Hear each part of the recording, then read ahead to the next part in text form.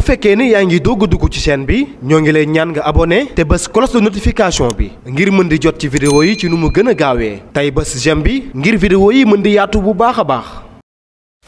bismillahi rahmaani rahim asalaamualeykum wa rahmatullah. dibéer mooy dëppoo fukki fan ak ñaar ci weeru jumaada saani ñu gën koo xam ci weeru maamu koor ci atum junni ak ñeenti téeméer ak ñeent fukk ak juróom benn ci gàddaay yonente bi sallallahu taala alayhi wa sallam ba tey muy dëppoo dimanche 15 décembre 2024 fukki fan ak ñaar ci weeru jullit yi bokkul ci bis yu fàtt yi bis bu rafet la kon ni ñuy def mooy ñëw ak yéen ci yóbbalu bis bi bii nga xamante ni jël nañ ko ci silsul jawaahiri bu Cheikh Ahmad Bamba xaadim rasul mu ñuy digal ni yow doomu aadama bi day na nga ëmb mbaax ak yiw jëm ci nit ñépp soo ko defee de di nga am ndam àdduna ak alaaxira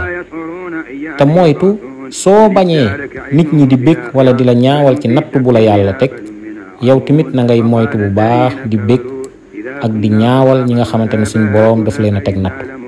wasalaamu aleykum wa rahmatullah. bu fekkee ne yaa ngi doog a dugg ci chaîne bi ñoo ngi lay ñaan nga abonné te bës cloche de notification bi ngir mën di jot ci vidéo yi ci nu mu gën a gaawee tey bës j'aime bi ngir vidéo yi mën di yaatu bu baax a baax.